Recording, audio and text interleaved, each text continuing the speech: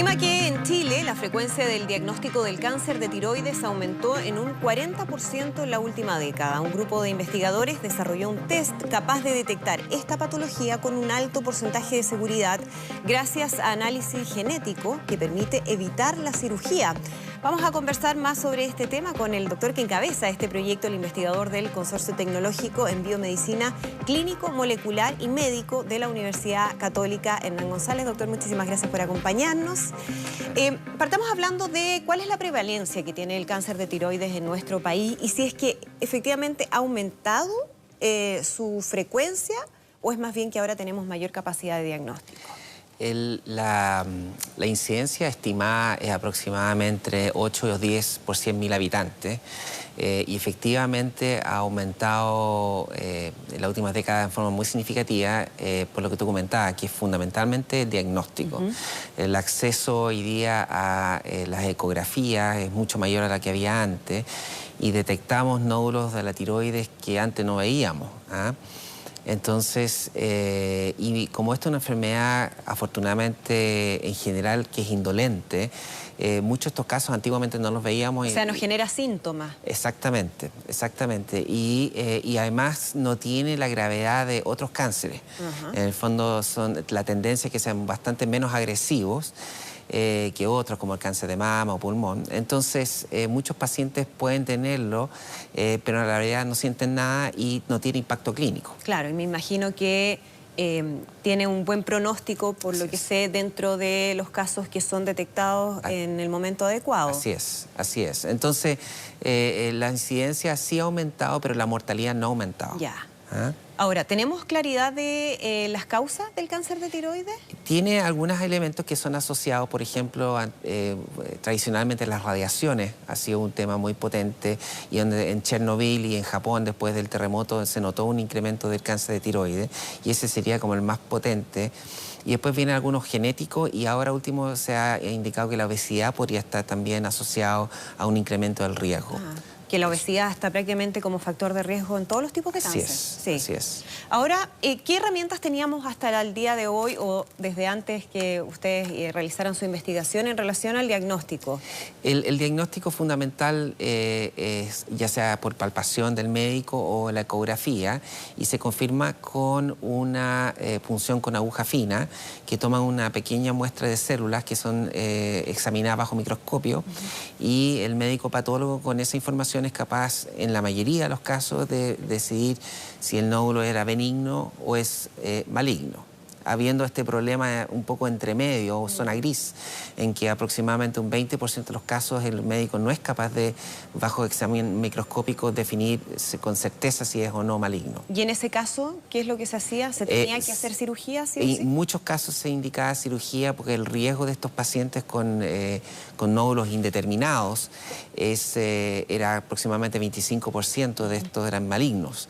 Entonces este nivel de riesgo es suficientemente alto para dejar una incomodidad tal que los médicos y los pacientes preferían la operación como la alternativa. Y por lo tanto, me imagino, doctor, había un número importante de cirugías que terminaban no siendo cáncer, pero que sí generaban ya un problema en términos de un tratamiento crónico. Así es. O sea, una vez que se hace la cirugía, de ahí en adelante hay que mantener un tratamiento. Un tratamiento y un control. Entonces, el impacto de operarse innecesariamente es significativo, porque primero el paciente se expone a riesgo quirúrgico innecesario. Lo segundo es que se expone a tener que tener suplementación hormonal de por vida. Y tercero es el tema del costo económico que tiene para el paciente y para el sistema de salud. Exactamente. Ahora, ustedes avanzaron en un diagnóstico o una herramienta de diagnóstico distinta, ¿no? Que evita finalmente la cirugía para poder ser concluyente en términos de ese diagnóstico. Exactamente. ¿Cómo se realiza ese test? Este es un test que se diseñó para poder identificar aquellos casos que tienen un estudio microscópico indeterminado y poder identificar a los que son verdaderamente benignos. Entonces, es un test que se hace nuevamente con una nueva punción y que se analiza el material genético. Ahora ya no es un examen microscópico, es análisis de material genético. Y este análisis entrega una información que después, con un algoritmo desarrollado por inteligencia artificial, permite predecir en forma muy exacta, más del 95%, si el nódulo es benigno o no. Y con esta información permite que el médico pueda recomendarle al paciente no operarse con mucha seguridad y continuar un control como si fuera un nódulo benigno. Y así evitar la cirugía. Y la gracia que tiene el test es que es capaz de identificar más del 85% de los casos que son benignos correctamente. Entonces, ha reducido de forma muy significativa los casos quirúrgicos. Entiendo. Es decir, detecta los casos benignos, por descarte. Exacto. Se realiza cirugía en los que no se logra detectar Exactamente. esta situación. Y eso, ¿desde cuándo lo viene implementando y qué ha significado en términos de la disminución de esta cirugía? Lo tenemos desde el principio de año. Partimos obviamente de una pequeña marcha blanca y después ahora ya estamos con la opción o la alternativa ya disponible en Chile, Argentina, Ecuador y Colombia. Y la gracia es que realmente ha logrado lo que esperábamos. O sea, hemos hecho casi 120 casos ya y de esos 120 casos se han operado 30. Entonces, y todos los demás no se han operado. Entonces, el impacto es como 70% en términos totales. Y obviamente la felicidad de los pacientes de evitarse este riesgo quirúrgico y la angustia que eso significa.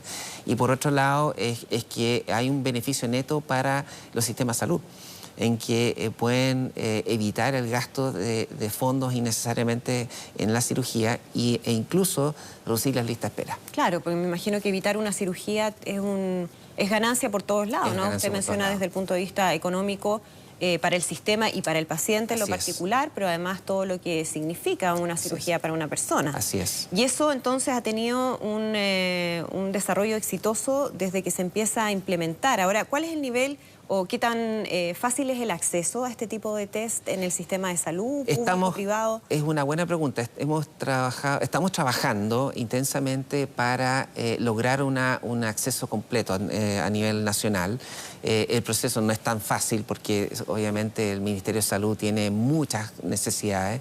Pero esto es una que puede ser un impacto inmediato y corto plazo, así que necesitamos construir un poco más de evidencia, porque en el fondo las decisiones a nivel de ministerio requieren de una evidencia muy sólida, la cual nosotros la hemos ido construyendo, pero todavía falta un poco. ¿En base a esos mismos casos que Exactamente. se mencionan? Entonces uno empieza a mostrar los estudios de costo-efectividad, los estudios de impacto y además las recomendaciones de las sociedades científicas, porque obviamente esto tiene que estar respaldado por las sociedades científicas, médicas científicas, endocrinas o cirugía, que ven efectivamente el impacto positivo hacia los pacientes, y toda esa información contribuye a que el Ministerio tenga suficientemente evidencia para tomar decisiones de este tipo. ¿Y en cuánto tiempo podría estar ya esa evidencia consolidada para que esto se amplíe al sistema? Esperamos que de aquí a 12 meses estemos ya en condiciones de poder presentar ya los datos consolidados. Y quizás antes, porque la verdad es que hay muchas personas que están consultando por el test. Hoy día todavía se ofrece en forma privada, pero nuestro interés es que esto sea algo que sea de extensión a toda la población. Claro. Ahora, esto es la etapa posterior a la detección del nódulo, ¿no? Correcto. O sea, siempre lo primero es, se detecta el nódulo, que a veces me imagino puede ser accidental. No sé de qué otra forma la más frecuente cuando es demasiado protuberante o es demasiado evidente. Claro, la más frecuente es accidental. Antiguamente era por las protuberancias en el cuello, pero hoy día lejos es porque el paciente se hizo una ecografía del cuello por otra razón y apareció un nódulo que no se palpa y que las características del nódulo tenían suficiente elemento en la cual consideraran necesario hacer una punción. Y ese es como el inicio del camino. ¿Qué es lo que en el fondo muestra la imagen? Una primera imagen da ciertas características que hacen temer que pueda ser un nódulo maligno. Exactamente. Entonces, en ese caso, uno, para tener tranquilidad, solicita hacerse la punción, que es la forma rutinaria, y si hay esta incertidumbre, está la opción de hacer este test que ayuda a eliminar la incertidumbre. Perfecto, doctor. Muchísimas gracias por acompañarnos hoy. Listo, muchas gracias. Que esté muy bien. Hasta luego.